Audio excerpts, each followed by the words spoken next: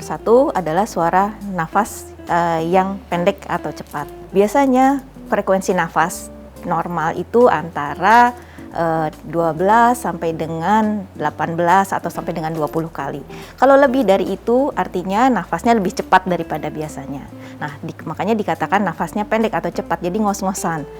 Nah, ini jadi tentu saja kita buat diri kita sendiri kita bisa perhatikan nih. Biasanya saya bernafas dalam 1 menit berapa kali? Nah, bila lebih daripada 20 kali contohnya, maka itu artinya nafasnya mulai cepat dan pendek.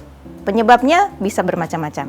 Kemungkinan besar adalah karena di jaringan paru atau di saluran nafasnya terjadi infeksi atau peradangan sehingga bola-bola rongga-rongga atau bola-bola udara yang terdapat di paru ini terisi oleh cairan infeksi sehingga udara yang masuk ke dalam yang pada saat kita nafas kita menarik udara ini tidak bisa mengisi bola-bola tersebut karena sudah terisi cairan infeksi. Nah, oleh sebab itu maka supaya memenuhi kebutuhan oksigen di dalam tubuh kita, tubuh mengkompensasinya dengan nafas yang lebih cepat. Jadi nafasnya cepat, ngos-ngosan dan terasa lelah. Jadi aktivitas ringan sekalipun rasanya sudah seperti melakukan aktivitas yang berat. Nah, itu biasanya yang dirasakan.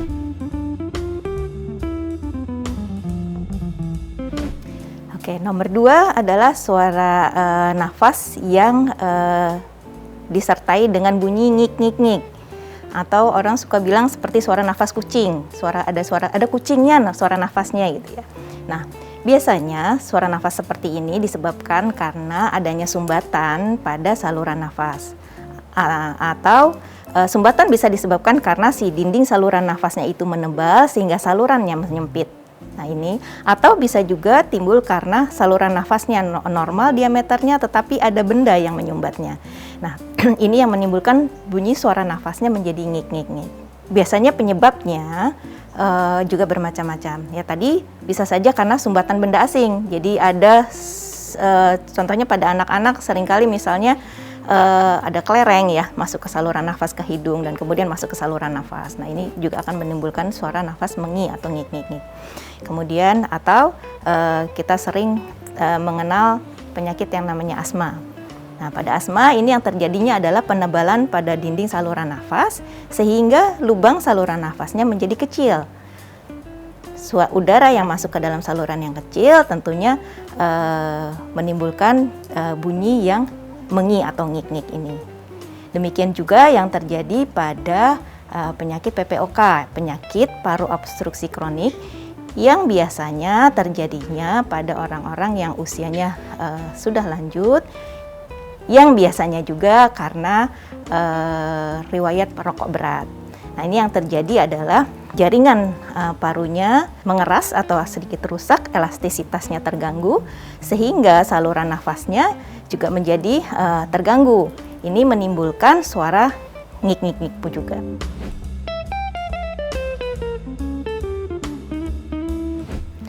Nomor 3 adalah suara nafas yang disertai dengan bunyi grok-grok-grok. Nah, bunyi grok-grok-grok ini ditimbulkan karena saluran nafas itu terisi oleh cairan sehingga pada saat nafas si cairan ini bergerak-gerak menimbulkan bunyi grok-grok-grok. Normalnya memang saluran nafas itu ada cairan tapi sedikit jumlahnya. Tetapi pada kondisi tertentu cairan ini diproduksi berlebihan sehingga menjadi jumlahnya banyak dan kental.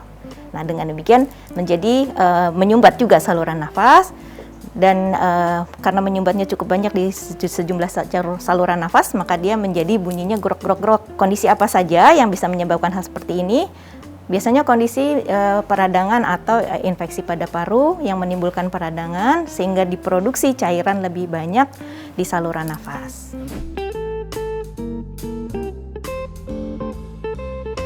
Nomor 4, bisa saja suara nafas yang tadi sudah dijelaskan itu bergabung atau terjadi kombinasi. Contohnya suara nafasnya cepat disertai dengan mengi atau ngik-ngik-ngik.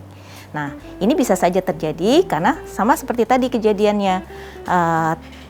suara nafasnya cepat karena terdapat infeksi di rongga saluran nafasnya, dan menginnya terjadi karena ada sumbatan. Contohnya adalah pasien atau orang yang punya komorbid atau punya asma, dan beliau ini juga mengalami pneumonia atau paru-paru basah. Jadi ada dua penyakit pada orang yang seperti ini, sehingga gejalanya pun timbulnya menjadi kombinasi.